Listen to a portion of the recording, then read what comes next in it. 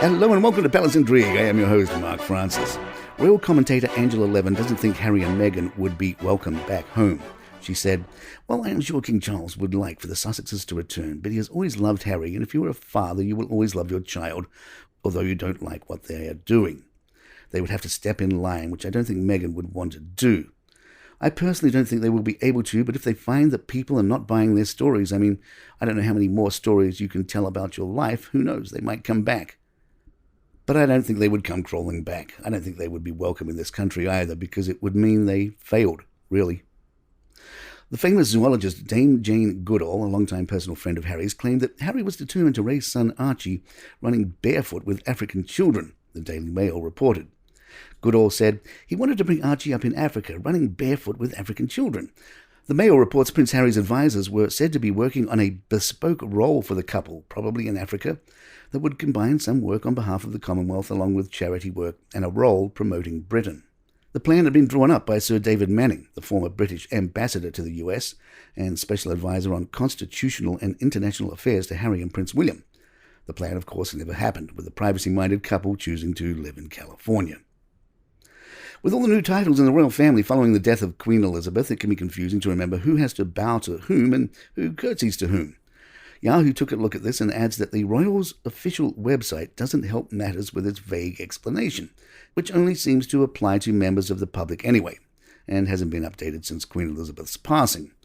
The website reads, "There are no obligatory codes of behavior when meeting the Queen or a member of the royal family, but many people wish to observe the traditional forms. For men, this is a neck bow from the head only, whilst women do a small curtsy. Other people prefer simply to shake hands in the usual way. Some reports insist that upon marrying into the family, Kate Middleton had to curtsy to all blood princesses, such as Beatrice and Eugenie, as well as her own children, except when accompanied by Prince William.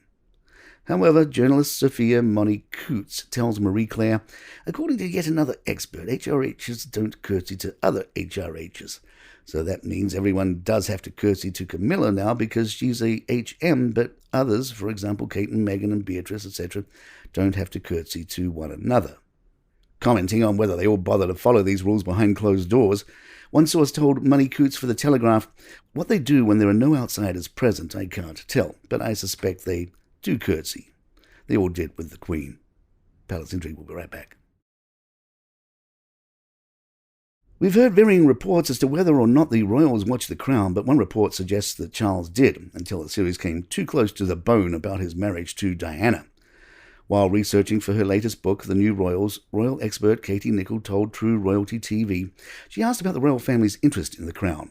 The Queen was absolutely aware of these programs and films and was never going to watch any of them herself. But other members of the royal family have watched episodes. I'm told that Camilla has watched all of them. Whether or not she's watched this latest series, I'll have to come back to you.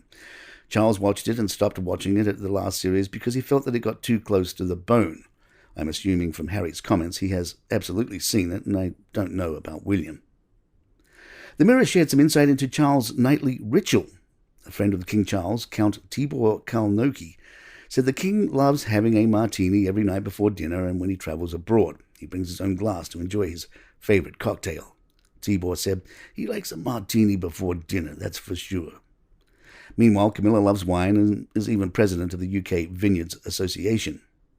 At the association's 50th anniversary reception, she said, "People always ask me how I became involved in it all. Well, first of all, I love wine, but secondly, my father was in the wine business. So I was brought up as a child drinking wine and water rather like the French." Charles is also known to love gin and tonic, with a source close to him previously saying, "Charles can be quite fussy when it comes to food and alcohol. He'll take booze on royal tours with him, so he's always got something he likes to drink. It's quite a strange behavior, but for Charles, it just makes sense." And there you have it. If you'd like to email us, our address is thepalaceintrigue@gmail.com. Please follow us on iTunes, Google Podcasts, wherever you get your favorite shows.